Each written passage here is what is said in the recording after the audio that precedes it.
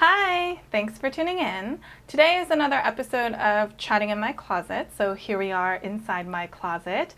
And for those of you who are just tuning in, this is a series on my channel that's intended to be an open discussion on a particular topic. A lot of times the topic will be fashion related, given that's what a lot of us are here for.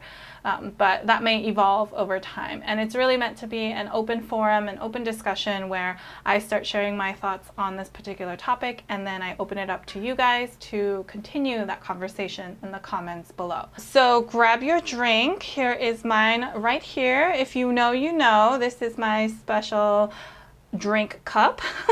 It's my, today is a non-alcoholic drink though. It's some peach tea from this brand, Peace Tea. So I have this handy to be my drink, and today's topic is going to be social media and its influence on luxury buying or luxury consumerism. So typically for my Chatting in My Closet series, I like to post a poll on my communities page on what topic you guys want to talk about next. Actually, based on my last poll, the highest rated topic was does luxury equal quality? And I have every intention to do that topic. It's just I've recently met somebody who has been in the fashion industry for a really long time. Her whole career has been built around the business of fashion. And we started candidly having this conversation around, what does it mean to be luxury? Does luxury mean it's quality? Does quality mean it's ecological for the whole world?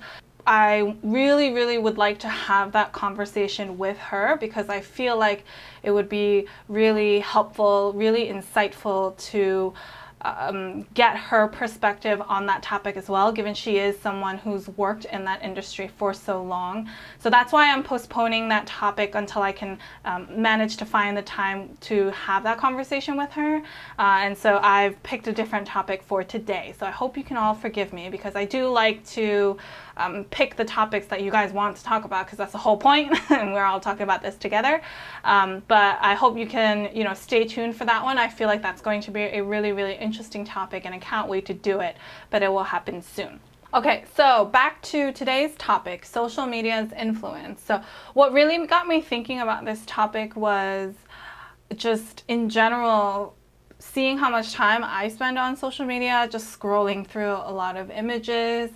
It made me wonder, has social media really normalized luxury buying and luxury consumption? Has it really influenced a rather unhealthy level of consumption? Has it painted a different sense of reality? You know what I mean? Or has it actually made luxury more for everybody? More, I wouldn't quite say attainable because the price and the cost is oftentimes astronomical, but has it made it more recognizable and aspirational for everybody versus it just being really exclusive and you only knew if you knew? I feel like today's topic might be quite polarizing in a way, but I really don't think there's a right answer necessarily. It's just different perspectives. But it is something that I started to wonder on my own, which is why I wanted to pose this as today's topic. It's really warm today. Like I said, what really got me to think about this topic was the time that I spend on Instagram and the amount of luxury content I see on Instagram. And so because I also post photos of my outfits, of my bags, and things that I wear, and I tag all the brands that they're from and things like that, a lot of the content that gets pulled up by the Instagram algorithm is going to be very similar content because it correctly assumes that because I post that kind of content that I would want to see that kind of content, and because I interact with that kind of content from other people who I follow who post similar content, that I would want to see it. And then it's almost like this it's like a feeding cycle, you know what I mean? It continuously just gives me and reinforces that that's kind of content I want to see. And because that's the bulk of the content that I see on Instagram, it seems really normal. It seems like everybody is looking for the latest like Louis Vuitton collection and wanting the latest Chanel handbag and wanting this particular outfit from Fendi because it's really trendy. It seems like that's super normal. It seems like everybody is wearing like a designer swimsuit on a yacht on the coast of like Italy, on the Amalfi Coast or something. It feels like everybody is doing that.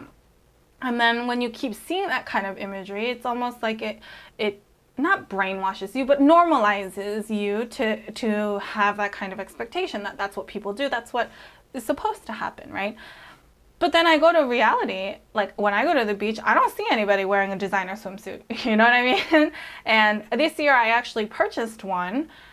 I have like a Fendi swimsuit, which wasn't exactly my first choice. I have a whole story on how I ended up with that piece, but I have one. And after I purchased it, I had this moment where I'm like, did I buy this because I felt like I felt like everyone else had one and like I needed one too, or because I haven't worn it yet. I went to the beach once this whole year, understandably, with everything going on. It doesn't quite make sense to go to the beach every weekend. But when I went, I opted to wear something more plain. It's been the first time I was at the beach in a long time, and a lot of things combined. So that's what I opted to do. But yeah, there was a part of me that was a little uncomfortable thinking about wearing it because I'm like, am I going to get judged? This kind of connects back to the last episode on judgment as well. But it's like, would I get judged for wearing it? Am I going to get unnecessarily like targeted, and like, are people going to try to like take my stuff because of it? You know what I mean? It had me thinking about all of these things. So I opted not to wear that swimsuit, and I was like, oh, maybe I'll wear it, by the pool sometime. If not this year, there's always next summer as well where I can continue to wear it. So I'm not particularly concerned about it, but that moment where I hesitated made me realize, like, when I was purchasing it, I felt like it totally makes sense to purchase because I see people on Instagram, right, who wear these kinds of things. But when I come back to my own reality, it's like I don't know those kinds of people in my actual life. Like in real life, I don't know those people. I'm not saying they don't exist. They clearly do, but they don't exist necessarily in my everyday circle. They don't necessarily exist in like some of the places that I go to. And that disparity, that disconnect was quite big for me. And then I'm like, why did I buy this? Not that I buy or wear or put myself together for other people to see. I don't do that for other people, of course. But sometimes part of me wonders if I am like a little out of touch because I feel like a lot of this is normal based on this like virtual social media world. But that's not really the reality in my everyday life, you see? And I also think a part of me is noticing a lot of this more recently because of the pandemic and the whole world that we're in right now. So it's like pre-pandemic, like let's say I was still consuming a lot of this content, still seeing a lot of this imagery on Instagram every day, but the disparity wasn't quite as high or wasn't quite as stark because I was still, going on in New York City. I would still enjoy really everything the city has to offer and be able to carry all of my things and put my outfits together and all of that, right? So it still felt like it's a part of the world that I live in. But right now, like, it's somewhat restrictive to go outside, and all the cultural activities and things that would happen in New York City aren't happening right now. So that disparity is so much higher, right? Like, it's so much more apparent that the world that I see on my phone, on Instagram, is not the world that I'm experiencing right now, day to day, when I go outside in one of the most, I'm just going to say it, one of the best cities in the world, right? Like, it's just, when it comes from like a cultural standpoint, there's so much to do in New York City, and I'm not able to really enjoy any of that. And it's like this difference is so great that I feel like it got me thinking about this a little bit more. I don't know if you feel like that where you're living right now. If it I mean, I don't think any city feels the same, but there might be some cities that feel like they've gotten back to normal a bit more. And so maybe that disparity is a little bit less, or maybe you've always felt that disparity between the world you see on Instagram versus the world you see, or I just say Instagram, but social media, and the world you experience, at home in the flesh. So let me know in the comments down below if you feel like that's how you feel as well. I think I needed a moment of tea. I just realized that I never addressed my hair. I did get my hair done, so that's why it looks a little bit different. In case you were wondering what happened to my hair, that's what happened to my hair. I got it done. But it's technically the day after, so it's, you know how hair gets when it's the day after because you slept on it. It's not quite as cute as it was yesterday, but we're rolling with it. I do also feel like or think that there could be a more positive spin to it as well, where more people are aware of these kinds of brands that exist. Therefore, more people can aspire to purchase things from those brands, right? There's also the angle where social media lets you see things that maybe never existed in your own boutique, or you were not able to see when you went, and you're able to see different pieces that were part of the same collection that you want, and you're able to, find someone who can source one for you, or things like that, like you get a lot more information for sure through social media as well. You can see a lot of images of things that were part of past collections or are vintage or are part of upcoming collections, and it's just like a great wealth of information there. So I don't want it to seem like I just think it's like terrible and it's all bad and it's like brainwashing us in some way, but I do find that like there is that other angle to it as well. There's that other piece, that information piece too, that's extremely helpful. Like I've seen things on social media that I will like screenshot and ask my SA if he knows what it is, because I'm like, oh, I've seen this, like, do you know what this is about? I haven't seen this before. So there's that good side to it too. And I guess for me personally, it's about finding the right balance of how much of that content I want to consume and how much of it I want to let, it's rather subconsciously influencing me, right? Influencing some of my purchasing decisions. So being more mindful of that to make sure that I'm actually getting something because I feel like I'm going to get the cost per wear, I'm going to get the use out of it, and I'm not getting it just because I feel like it's something that I should get or it's something that a lot of people get. Historically, I'm not somebody who really follows a lot of trends, so I find it almost extra interesting that it as in social media is still managing to influence me. Because I don't really jump on trends. Like I know this whole summer season, lilac was such a big trend color, and there was a moment in time where I was thinking about and trying to acquire something that was lilac, that lavender, that pretty lavender pinkish color, and I almost did a few times, but I ended up not doing it because I really felt like I was getting it just so that I can take an outfit photo, and it wasn't really something that I felt like I'd wear for a long time in my closet. So I told myself not to do that because clearly I'm just falling into a trend. But I do feel like subconsciously, because I see a lot of this imagery on social media, that when I am about to buy a piece, like it's oddly feels normal when I don't think it's really that normal.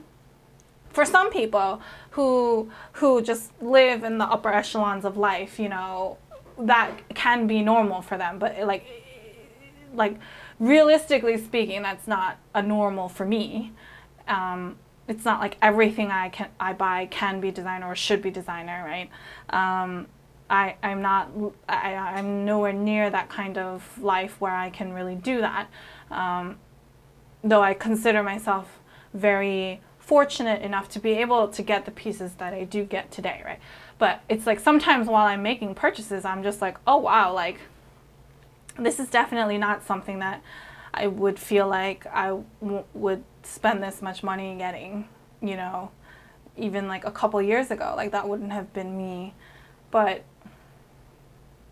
maybe it's just the fact that I've been kind of collecting and creating my collection for a longer period of time now, that, you know, it feels, maybe that's why it feels more natural. Like I've made a lot of purchases over time, and it's like, you know, now when I'm branching out to make a new kind of purchase, let's say it's more ready to wear instead of handbags, and it's more accessories instead of shoes or something, right? Like maybe it, you know, it feels natural because I've been doing it for a while. That could be another angle of it too. But I am, you know, I don't know, I'm just thinking about why I make some of these purchases, you know. And I think if I were to say that social media had zero influence on it, I would not be telling the truth. That would not be accurate at all. I'm sure there is some influence to it. And also the fact that because I am someone who wants to create content on both like an Instagram and on YouTube and things like that, that it also sometimes influences some purchasing decisions. Because I'm like, I need to make content. I want something else to show. And I am not about just buying anything and everything from every collection to have something, because that's like the fastest way to drive myself into bankruptcy. And I'm a huge proponent of having pieces in your collection that you wear and use for a really long time. So I have pieces that I've purchased that are like some of the first pieces of my collection ever that I still continue to use, and I like to showcase those pieces because I like, we got bombarded with a lot of content of everything that's new and now, but like I want to be able to show that there's continuity in the pieces that I've purchased before, that they are still relevant now, that I still wear them. And because I don't care too much about trends, it's okay. Like there's still ways to weave that in without it seeming too out of date. But that's also why I don't purchase trendy pieces to begin with, because then sometimes it can date them really easily. That kind of turned into a random tangent, but yeah, there's that also, that I feel like there's that other piece. I like to create content on Instagram and on YouTube, so you know, sometimes I do feel like, oh, I need some new pieces to refresh it. Like not all the time, but sometimes, you know, I'm like, all right, like now I have this and then I want to put it into an outfit, or now, you know, now that I have this piece, I should take another outfit photo, and oh, you know, this outfit would look really good with something, and then it's like, oh, let's look and see like what we can get from there. So the other side, right, being an actual content creator also influences some purchasing decisions, and the fact that I might be buying more things that are luxury than I used to. But yeah, I think that's everything for today's episode of Chatting in My Closet. I hope you enjoyed it. I hope it was a bit thought-provoking for you as well. As always, I would love to hear your thoughts on social media's influence on luxury buying and luxury consumerism in the comments down below. So definitely let me know your thoughts. I would love to hear them. I always respond to all the comments, especially, well, all the time as best I can, but especially on my Chatting in My Closet series, because that's the whole point. So I definitely love when other people comment on some of the existing comments as well, because the whole idea is to let the conversation flourish in the comment section. So if you have any questions on really anything at all, feel free to leave those down below, or head on over to Instagram and I'd be happy to help however I can. If you like this video and you like this series, please give me a thumbs up. I really appreciate all of your feedback and support. If you like this kind of content and you haven't already, please subscribe to my channel. I post new fashion related videos every Sunday and Wednesday. So until next time, bye!